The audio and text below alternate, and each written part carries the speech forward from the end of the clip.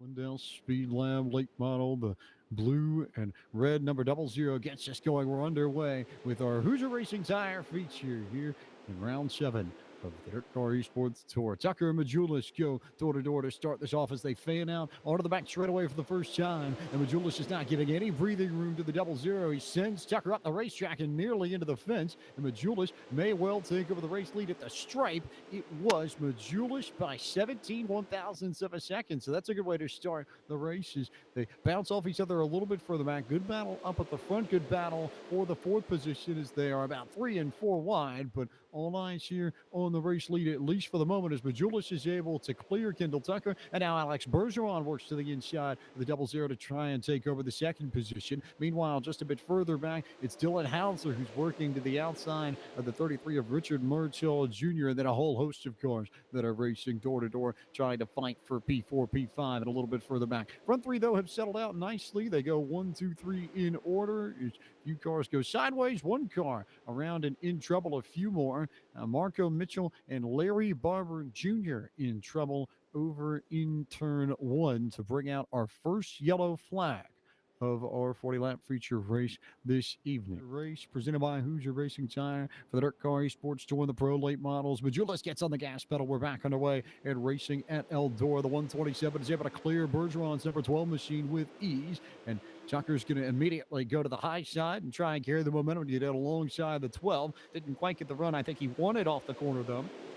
So we'll have a battle for the third position potentially as Bergeron looks as though he may well clear and does indeed clear Tucker's machine, which just hasn't quite found the grip up high yet. But I imagine that line should come in more as we progress through the race. The bottom, good battle here. You see on your screens for first, second, is third as Kendall Tucker has managed to catch Alex Bergeron, and the outside line continuing to come in. Looks like this race may well be coming to the 00 machine as Tucker continues to work to the outside of the green, almost a neon green, calling it, in black, number 12 machine. Nice work from Kendall Tucker to clear Alex Bergeron and go to second. And he tried to come down and immediately cut off the 12 machine, but not before. Kendall Tucker will maintain the position. So Tucker now well clear and outright in control of P number 2. He'll resume his run on the top side and try and go run down Blake Majulis to get the race lead at Eldora. Dylan Hauser, though, has made that outside work very nicely. And as Tucker and Bergeron have fought door to door, here comes Hauser now to the inside of the 12 car. This is a battle for the third position. Hauser with a very nice job as they start working the lap traffic. That's the 56 machine of Tyler Schneider, and a big move there from Kendall Tucker. He had to split the lap cars and go through the middle to make sure that he didn't get slowed down. It was hairy for a moment for the 00, but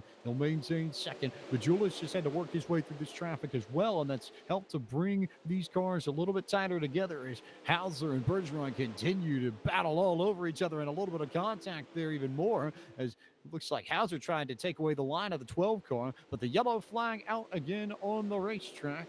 Cars in trouble on the front straightaway. Looks like Lyndon Woodfill landed on his lid to bring out the second yellow flag presented by Hoosier Racing Tire. Majulis, your control car for the restart, which will come right around the halfway point. We'll get the cross flags the next time they come past the start-finish line as Majulis, Tucker, and Hauser 1, 2, 3. Bergeron, who had spent much of that first run trying to run the bottom lane, is now up on the top side on this restart. And I wonder if he may try and stick up there and make it work, because that's how Tucker was able to run the 12 car down. That's how Hauser was able to run the 12 car down. But immediately he bounces off the fence and loses the track position as they go 3 wide for the race lead. For a moment, Majulis just about was in trouble there as Tucker bounces off the fence. Here comes Hauser to the inside of Tucker, and another car beginning to peek out on the outside. David Heilman was trying to make it work as Tucker now goes to the inside of Hauser to try and take over the second position, but really, really good stuff just behind Blake Majulis, who I don't think will mind the battles here all that much. It'll give him the chance to get away from this group. He's already clear by about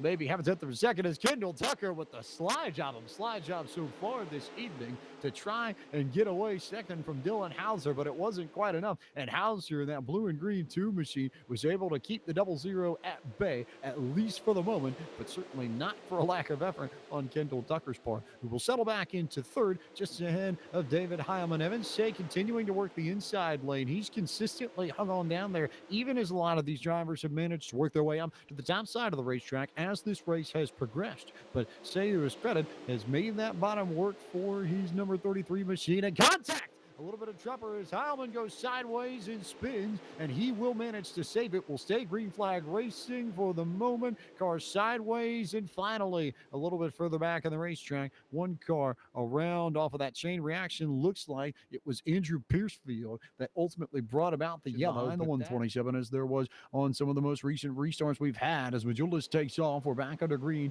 in this feature presented by Hoosier Racing Tire. Majulis takes off. Hauser up on the fence. Immediately, he goes topside and Shea, consistent throughout this race down to the bottom, has the 33 car Ben, and he'll maintain that lane as they carry off into 3 and 4 off the restart. Kendall Tucker also fighting in the mix. Jesse Enterkin with a big slide behind them to try and clear Richard Murtaugh, but couldn't quite make it happen as the 33 of Shea continues to work the inside.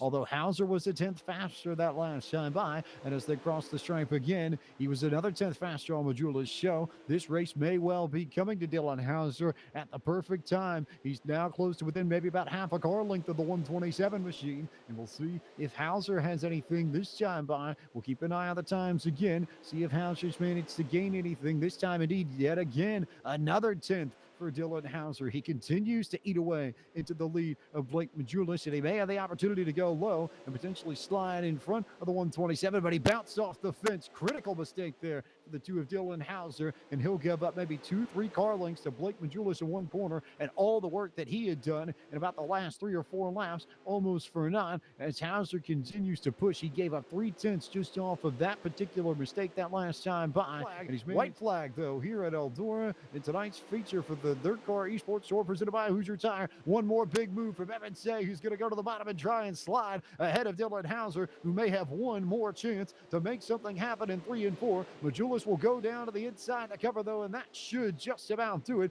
as Blake Majulis will come across the line and claim the victory in tonight's feature race for the DIRTcar eSports Tour, round 7, presented by Hoosier Racing Tire.